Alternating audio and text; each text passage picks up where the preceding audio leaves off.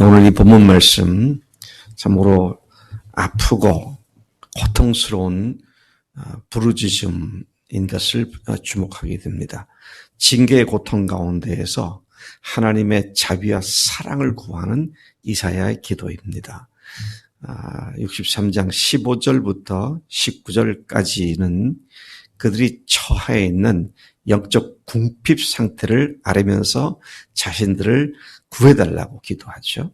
또 64장 전체도 하나님께서 그들을 위해 전무후무하게 행하셨던 과거의 일을 회상하면서 자신들이 범죄로 말미암아 하나님의 진노를 당한 지가 오래된 그런 부정하고 더럽고 시들어버린 자임을 호소합니다. 그들은 자신들을 빚으신 토기장이 되신 하나님께서 자신들의 죄를 영원히 기억하지 말아달라고, 이제 자신들을 굽어 살펴달라고 간구하는 기도를 합니다. 우리는 이 본문을 통해서 하나님께서 하나님과의 사랑의 교제가 단절되었을 때 갖게 되는 극심한 영적 고통을 읽을 수가 있죠. 그들의 이 이사야 이 고통스러운 기도가 때로는 나의 기도가 되고 우리의 기도가 돼서 우리가 고통 가운데서 이런 기도를 하게 되는 것을 보게 됩니다. 15절 다시 돌아가서 보면 주는 거룩하고 영원한 처소인 하늘에서 자신들을 굽어 살펴보아 달라고 간구합니다. 주님의 간곡한 자비와 사랑이 그쳤기 때문에 또 그 주의 열성과 주의 권능의 역사를 그들이 그리워하기 때문에 그것을 간절히 찾고 있습니다. 오늘도 우리에게, 우리 그리스도인들에게 가장 심각한 문제는 무엇일까요? 돈이 없어서가 문제도 아니고 상황이 어려워서도 아니고 하나님이 나를 버리신 것 같고 하나님께서 전혀 나를 상관하지 않으실 것 같은 영적인 어두운 골짜기가 사실은 가장 고통스러운 그런 일이죠. 그 상태는 뭡니까? 그 자체가 제가 늘 얘기하지만 지옥입니다. 그 자체가 지옥이죠. 주님이 안 계신 것 같고 전혀 나를 돌아보지 않으시는 것 같고 그래서 내가 버려진 상태인 것 같고 다시는 영적으로 회복될 것 같지 않은 바로 그 상태, 그렇게 느껴지는 상태가 지옥이다라는 것이죠. 여러분, 천국은 뭐고 지옥은 뭡니까? 천국은 주님이 계신 곳이 천국이고요. 지옥은 뭡니까? 주님이 안 계신 곳이 지옥입니다. 아주 간단하잖아요. 주님이 계시고 주님이 관여하시고 주님이 사랑하시는 그게 천국이에요. 그러나 주님과 동떨어져 있고 주님하고 단절된 것 같은 그게 지옥입니다. 참 우리가 죽어 지옥 갈 일은 없다 할지라도 이 세상에서 이런 지옥 같은 삶을 사는 사람은 천국을 누리지 못할 수밖에 없다. 이게 이제 이스라엘이 지금 자신들의 잘못 때문에 고통당하고 있는 고통 가운데에서 하나님께서 회복시켜달라고 하는 이 아우성 소리가 바로 지옥에서 벗어나고자 하는 갈급함, 그런 것이죠. 16절에서 19절까지 보니까 선조들은 우리를 모르고 우리를 인정치 않는다 할지라도, 아브라함부터 이사야 때까지 있었던 선조들이 후손인 우리는 알지도 못하고 우리를 인정하지 않는다 할지라도 여호와 주는 우리의 아버지십니다. 옛부터 우리의 구속자이십니다. 그런데 어찌하여 우리로 주의 길에서 떠나서 완고한 마음으로 주를 경외하지 못하게 이렇게 방치해 두십니까? 17절, 18절, 제발 주의 기업을 받은 종들에게 다시 돌아주세요. 하나님이 떠나신 것 같으니까 돌아달라고 얘기하죠. 18절 주의 거룩한 백성이 약속의 땅에 정착된 지 얼마 되지 않아서 성전이 원수에게 유린을 당했고 우리는 주의 다스림을 받지 못하는 이방인들과 똑같은 존재들이 되어버렸고 주의 이름으로 일컬음을 받지 못하는 자가 같이 되어버렸습니다. 그러니 우리에게 제발 돌아와 주십시오. 예, 그런 기도를 하고 있는 것이죠. 64장에 넘어가서 계속 그 기도는 이어집니다. 주는 과거에 그러하셨듯이 이것은 언제입니까? 출애굽 당시를 얘기하는 겁니다. 하늘부터 내려오셔서 산들을 진동시키셔서 주의 원수들에게 주의 이름을 알게 하시며 믿지 않는 자들이 주 앞에서 떨게 하십시오. 자, 여러분, 하나님께서 출애굽기 19장에 이스라엘을 만나기 위해서 시내산에 강림하시죠. 그리고 산 밑에 부분까지는 오지만 그 이상 올라오지 말라고 한계를 정하셨습니다. 그리고 하나님께서 드디어 임하셨을 때 산들이 진동했다 그랬어요. 바로 그걸 지금 연상하면서 이사야가 이런 기도를 하고 있음을 보게 되는 것이죠. 이전에 결코 기대도 한 일이 없고 보지도 못했던 일, 곧 출애굽 사건 때 주님께서 강림하셔서 산들이 떨었던 것처럼 이제 하나님의 직접적인 나타나심을 드러내 주십시오. 이런 기도를 하고 있는 것이죠.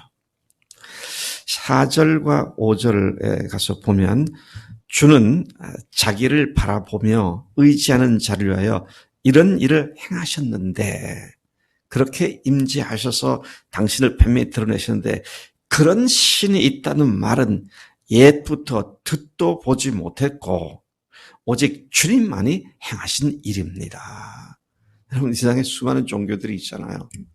그 종교들이 믿고 있는 신들이 그렇게 자기 백성들을 산을 천지를 진동시키면서 임재해서 지키시고 보호하셨다.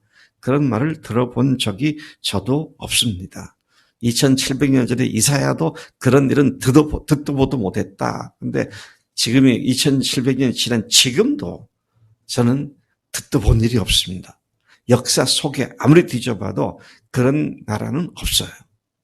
신화 같은 그런 만화 같은 얘기는 있지만 실제는 그런 일이 없었다는 것이죠. 그러면서 그런 일이 자신들의 시대에도 동일하게 일어나기를 기도하고 있는 모습입니다. 4절과 5절에 보면 주는 자기를 바라보며 의지하는 자를 위하여 이런 일을 행하셨는데 그런 신이 있다는 말은 옛부터 듣어보지 못했고 오직 주님만이 행하신 일입니다.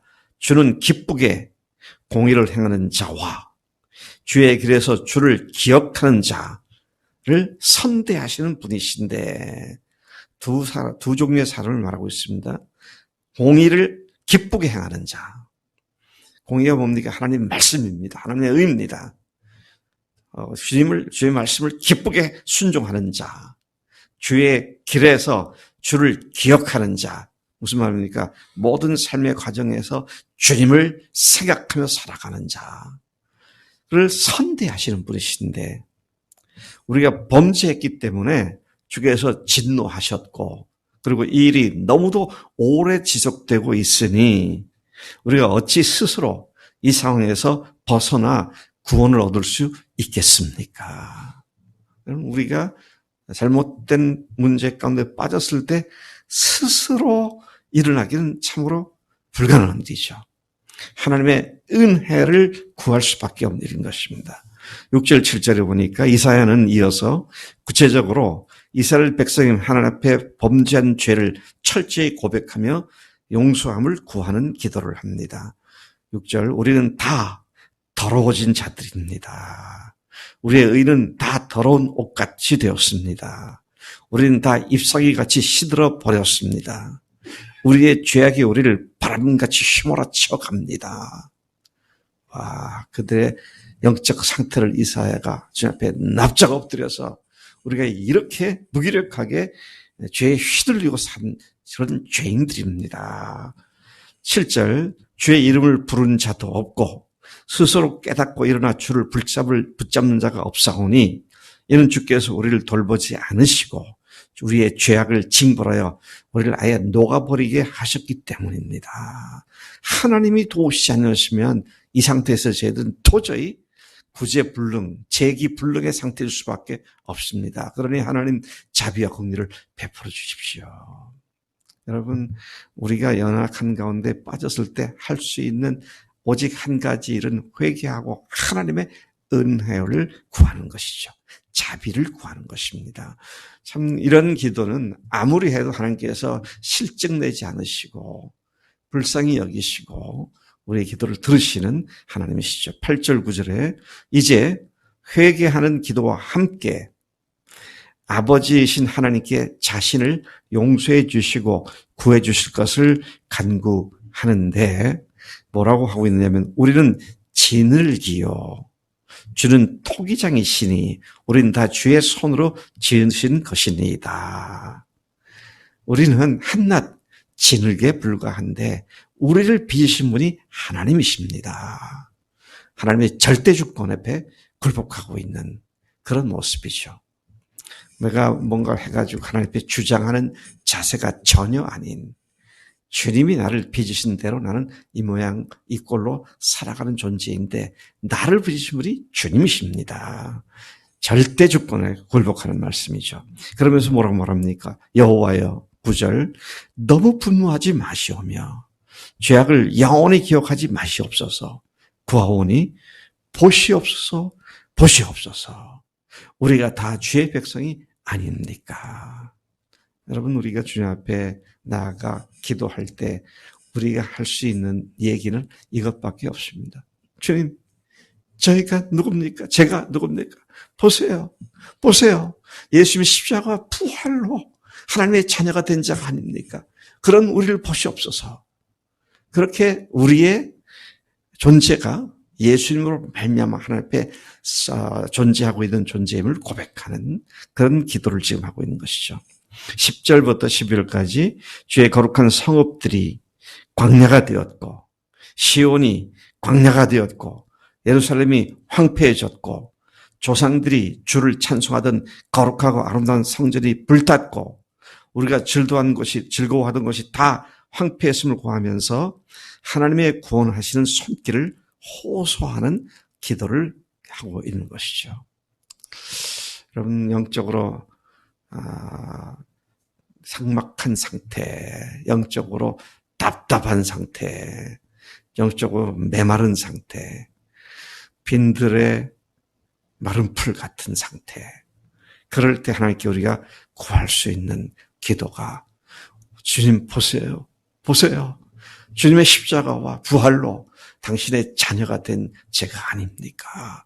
자비와 긍휼을 베풀어 다시 세워 주옵소서. 우리는 그렇게 기도할 수밖에 없다는 것이죠. 12절에 마지막 구절입니다. 여호와여 일이 이러하거든 주께서 아직도 가만히 계시려 하시나이까.